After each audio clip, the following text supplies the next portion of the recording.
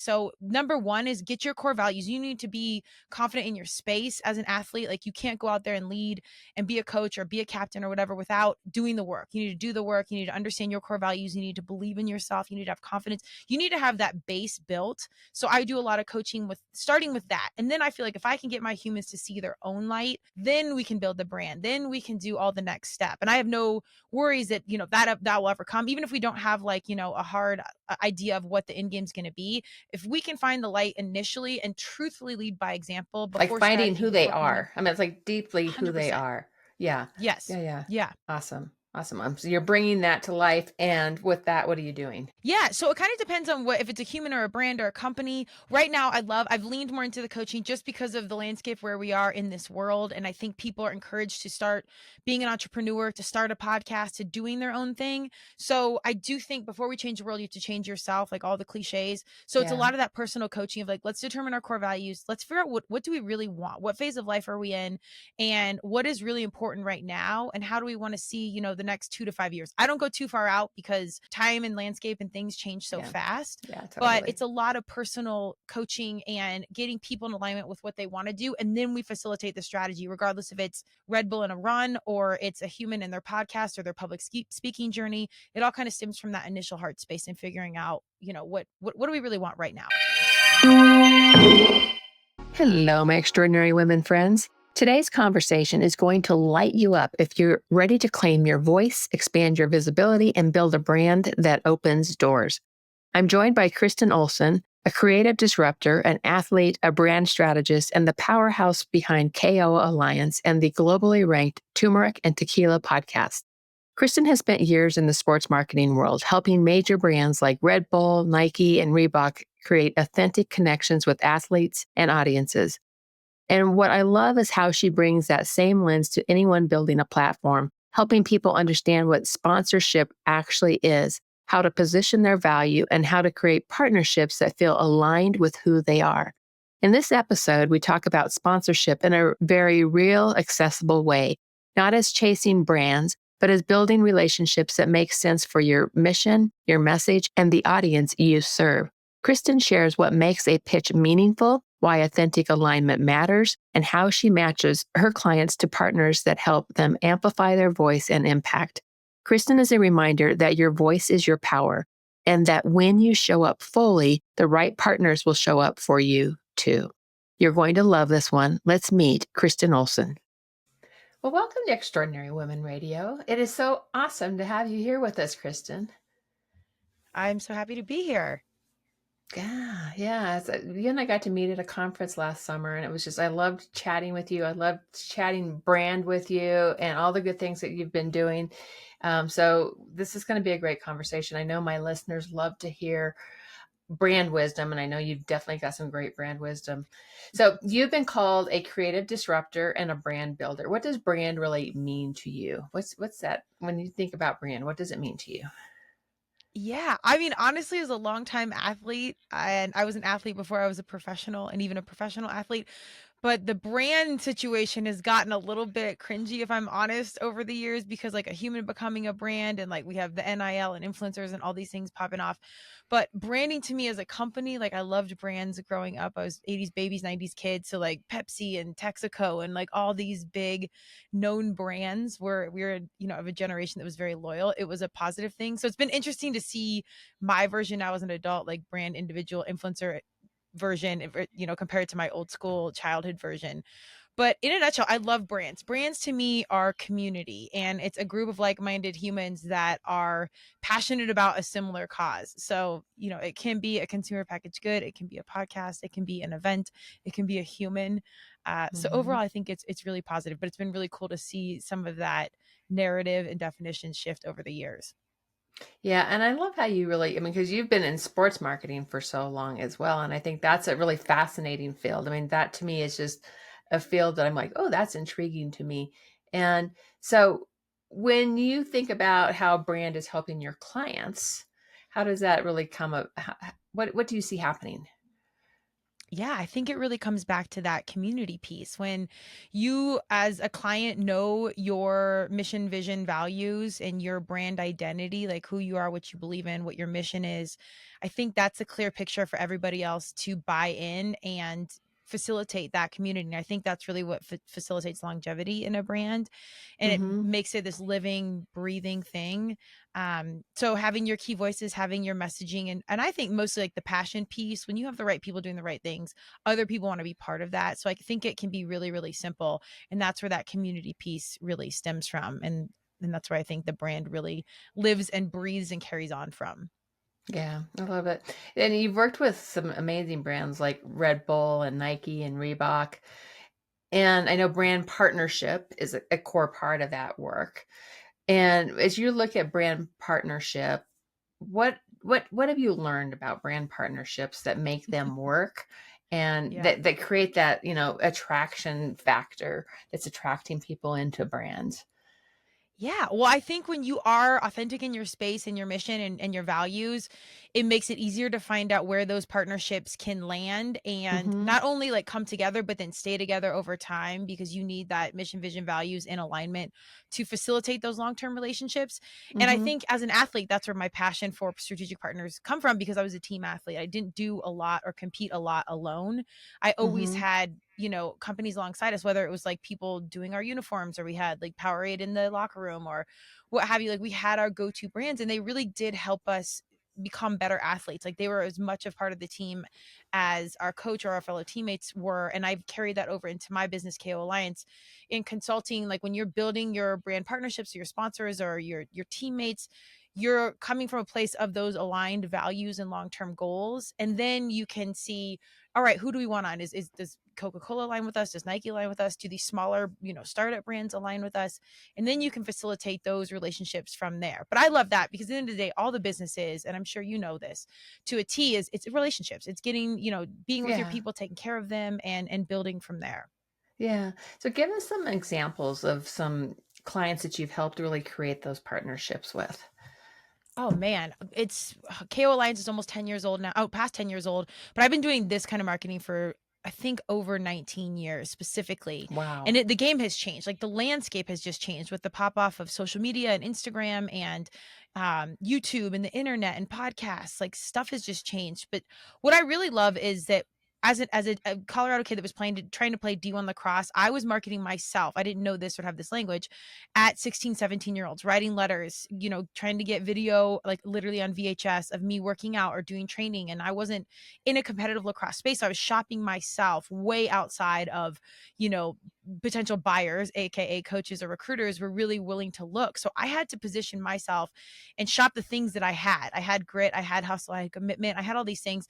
So I wrote letters and I did all this creative strategy, fast forward from my lacrosse business to CrossFit to now, it's the same kind of thing. It's like putting your best foot forward, being intentional with who you want to align with, and then really show your value of how can I be a value to you and you value to me outside of just like the X's and O's on a contract. So I've really enjoyed working with our big dogs like Red Bull and Nike and those things, and you can execute some really large, well-funded activations and brand ambassador teams. I've had teams well over 125 people and 200 affiliates and blah, blah, blah. But our small scale stuff, our startups, when you're really working with the CEO or the founder or the VCs to execute a vision and you can be like in the room and A goes to B and you make a decision and you make stuff happen. That's what I really like. And you know that the money they're spending on you is like what they have. That's it. It's not like a Pepsi or something bigger where they just kind of like throw Right. you in a bucket and it's whatever. So my favorite ones are the smaller ones and really helping them align them right now with key voices, brand ambassadors, influencers, and watching that process help them grow. Cause I think it to this day is the most cost and time effective way to facilitate a brand, getting the right key voices. I like this so much. So do you have an example of like one of these favorites that you've loved to work with?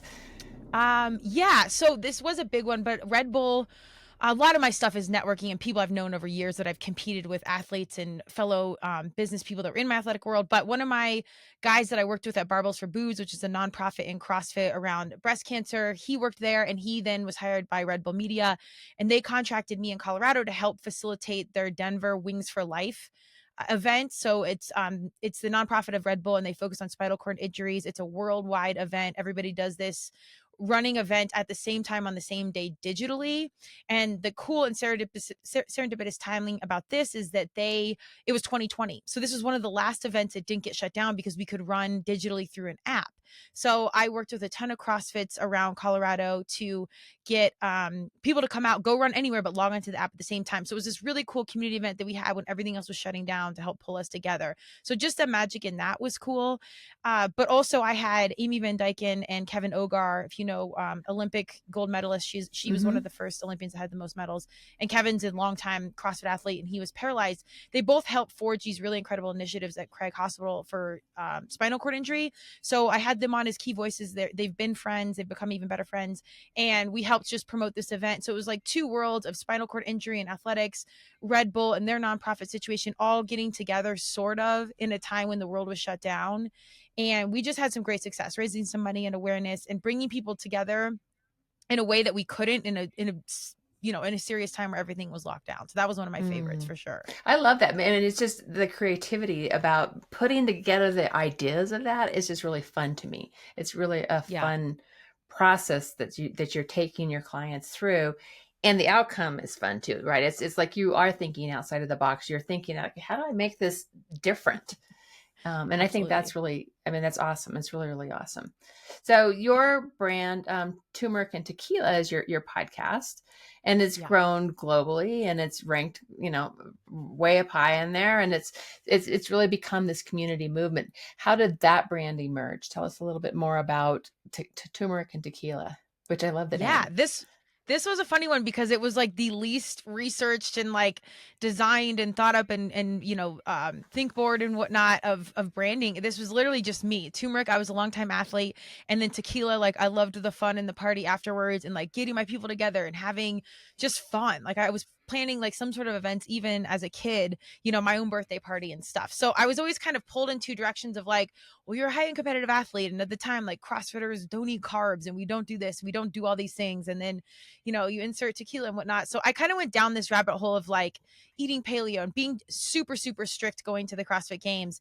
And it didn't work for me. It was so outside of my core values, and that fun and that joy piece was really muted and taken away because I thought I was doing what I was supposed to be doing. Mm, And so then I finally just started saying, I'm like, turmeric and tequila, man, you got to find the balance. It's not going to work. So I was saying this as a kind of a funny joke long before the podcast hit. And then when I had a big contract in like the meat industry, there were some things that were outside of my values, but I wanted to start getting people on the mic, some of our big ambassadors. We had a ton of affiliates and ambassadors to just share their full journey, not just their Instagram, but like actually facilitate a convo around what they're doing to just start telling the truth. And there's a lot of smoke and mirrors, and particularly in health and wellness and athletics. So it really just started as a passion project of getting my good humans to get on the mic and just tell the truth, the turmeric and the tequila, the fitness and the athlete, or whatever their juxtaposition was in their world to come through. And then now, over 7 years, it's kind of just become its own thing in the best, like, organic way. oh, that's awesome. That's totally awesome. Um, and just I wanted to ask something else about that. It's you talk about the graceful disruption in everything that you do. And Yeah. that to me is a really interesting, dynamic right there. What's graceful disruption mean when you're talking about turmeric and tequila? Yeah, well, the base of TNT, I always people like I've tried to like get my 1 minute little elevator speech dialed in. In a nutshell, it's about balance, and then I'll say graceful disruption, and people are like, "What is that?" And I'm like, it's basically like understanding that seemingly opposing things can harmoniously coexist. And the graceful disruption piece is us in our minds disrupting the idea that things have to be mutually exclusive, that there's not area for these things that we've been taught don't coexist where they actually can. And I'm the Mm, oldest of four. I have three younger brothers. Everything was like, ugh, punch down the wall and run through this and disrupt and murder kill video games and like all these things. And I was like, okay, I'm 45 now, a longtime athlete. Like, we don't need to kick down the wall anymore. Like, we don't need to go out there and do the most. Like, we can gracefully come through and disrupt some things. And I know you know this firsthand. Some of the biggest disruption can just be like voting with your dollar, intentional yeah. conversation. Like, there's so much Hmm. power in smooth movement and intentionality versus like kicking down the door and running in like the Kool-Aid man. Like, there's a gracefulness to these things that can really facilitate intentional conversation or whatever it may be, but intentional change. So that's Yeah. what I want TNT to be. And it's kind of like a funny, it sounds like it's drinking or cooking, and it's none of that. It's just like us being the juxtaposition of ourselves, wearing all the hats, and like my intentional humans, like how are we changing this world for the better? Like what are we really Yeah. doing today, right now, to make a little bit of a difference? That's nice. I like it. So you are in the space where the personal brand is the business. I mean, that's the work that you are doing, is helping build personal brands. What is it that what advice would you give to a woman who's wanting to go down and bring their personal brand to life in a bigger sort of a way, to build partnerships, to build relationships like you help them build? Absolutely. I say there's no better time now. If you have something to say, get on the mic, get in front of people, whatever it is. I'm a huge Madonna fan. And one of my favorite quotes are, I didn't start singing because I had the best voice. I started because I had something to say. And however you feel about Madonna, any which way, personally, politically, a talent, whatever, she's one of the original brand creators, disruptors. She's Oh, turned down a totally. $5 million contract with Pepsi long before she's Madonna that she is now. So she holds to what she does. She doesn't apologize. Like, her book releases, we won't unpack it, but like she pushes the line in the best way. And I've always, even as a kid, I was just inspired by that long before marketing things were out there. But in this day and age, we need people saying what they want to say. So number one is get your core values. You need to be confident in your space as an athlete. Like you can't go out there and lead and be a coach or be a captain or whatever without doing the work. You need to do the work. You need to understand your core values. You need to believe in yourself. You need to have confidence. You need to have that base built. So I do a lot of coaching with starting with that. And then I feel like if I can get my humans to see their own light, then we can build the brand. Then we can do all the next step. And I have no worries that, that will ever come, even if we don't have like, a hard idea of what the end game is going to be. If we can find the light initially and truthfully lead by example Like before finding strategy, who they before planning, are. I mean, it's like deeply who they 100%. are. Yeah. Yes. Yeah. Yeah. Yeah. Awesome. Awesome. So you're bringing that to life. And with that, what are you doing?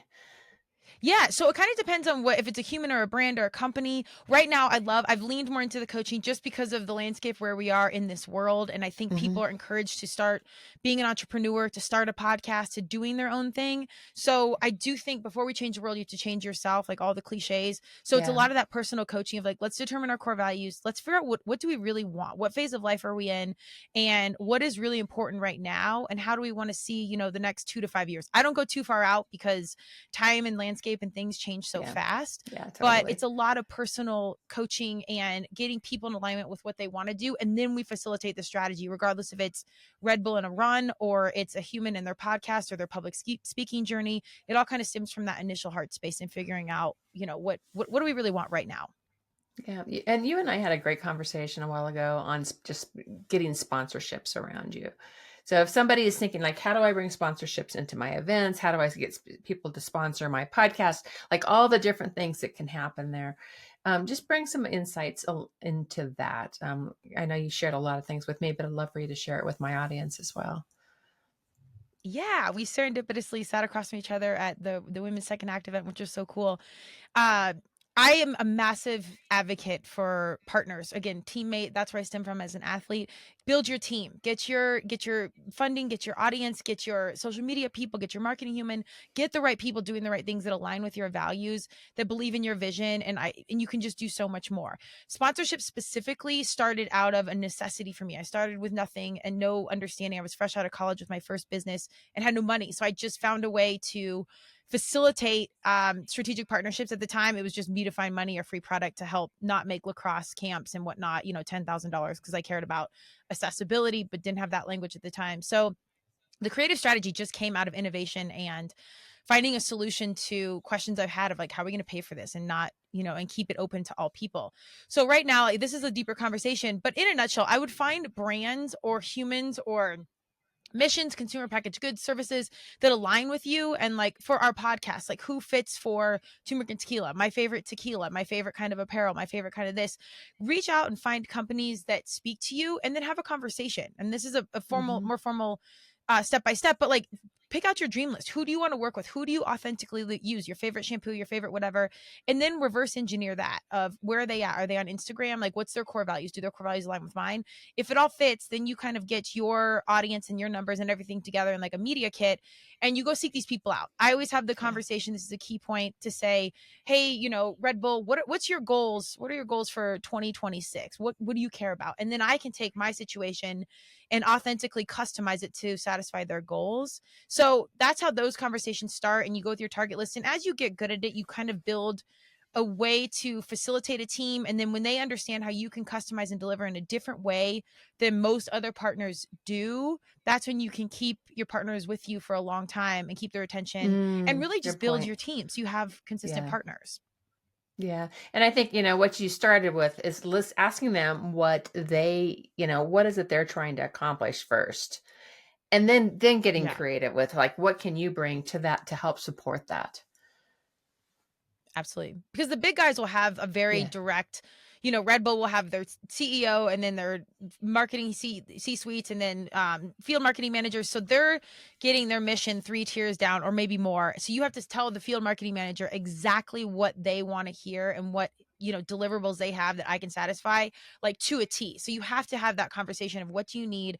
How can I fulfill your needs? And then you customize your situation. And as an individual in a brand or a smaller company or an influencer or whatever, we can maneuver, we can monetize our Yeah. email lists or our likeness or what have not, and you can customize in a really awesome and powerful way to help them market what they're doing. Yeah, yeah, I like it a lot. And then as far just going back on your own journey, because you've been doing this a long time, what have been some of the biggest lessons you've learned as far as building your business? Yeah, oh man, a lot of failure personally, professionally, and as an athlete. I'm not someone that does balance well. That's kind of the funny poke of the TNT. Like if I'm in, I'm all in. Like I'm going D1 as a Colorado kid that was way, shooting outside of my range. Going to the CrossFit Games, I'm doing CrossFit. If we're gonna do a podcast, we're gonna go top 10 and compete with these big dogs that have, $50 million marketing budgets. So me, I think the good side of my dreamer heart is that you shoot for it and you see. The other side is like, how realistic can we be a little more realistic starting out? So finding balance in like actionable attainable goals early versus just shooting for the moon, although I would still Mhm. say dream big to Yeah, everyone shoot for out the there. moon. Yeah, exactly. It is, but you do want to have those smaller goals in between so you don't get burned Right, out just trying to get to this right. end game, which is hard. But I'm with you. I do still think like be the dreamer, be the one, but also not burning out, like just overtraining, overdoing business, not having boundaries, giving away the farm. Like some of these bigger clients I've worked with, I and introduced them to many of my athletic friends and my family members that were athletes, and like it was so intertwined at times with me competing and me being the business person and being the lazy liaison between all of them.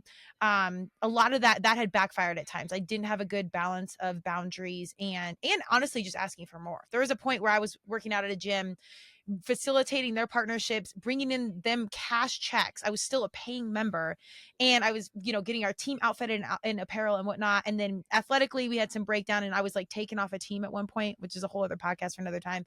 But I was removed from a situation that not only I was competing for, but I was helping fund and build. So Oh, wow. I should have had harder boundaries. Yeah, within all of that. Cause then once it like was separate for a time being, it was like, well, what do we do business wise? Like, I'm not doing any other Yeah, favors or situations here. And it was personal. Like, these were like my family members. So, some of right. that gray area, I always tell my people, if you're an influencer like me and some of your work is in your heart space, to really have Mhm. boundaries there and understand what is work and what is business. Yeah, yeah. So where can people learn more about you and your podcast and the work that you do? Yeah, you can find me on anything. KOalliance.com is my business. Turmeric is the podcast. If you find any one of those things, you can find the podcast, the business, or my personal self. My Instagram is at Madonna's Hero. You can see what I have going on. We do a lot with as many local humans as we can, and just shining some light on good people doing good things. And there's some real magic out here in Colorado. Yeah, that's awesome. And the final question I always close with is just a final pearl of wisdom you'd like to leave with us today. Oh man, there are so many things. I think self-expression right now, my one of my favorite songs is Salt and Peppa Expression. They just got into the Hall of Fame, if you know, you know.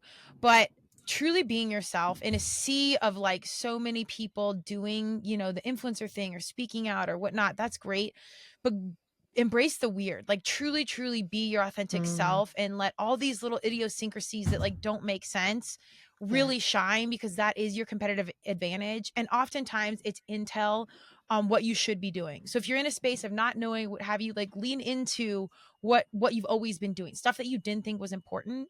Um, that are just like authentic self expression pieces, and let that be, some piece of the north star that's guiding you in the right direction. I love it. I love it. Kristen, thank you so much. This has been fun having this conversation. You're a bright light in our world, and I love the work that you're doing. So thank you for joining us today. Absolutely. Thank you so much for having me. I appreciate it. You bet.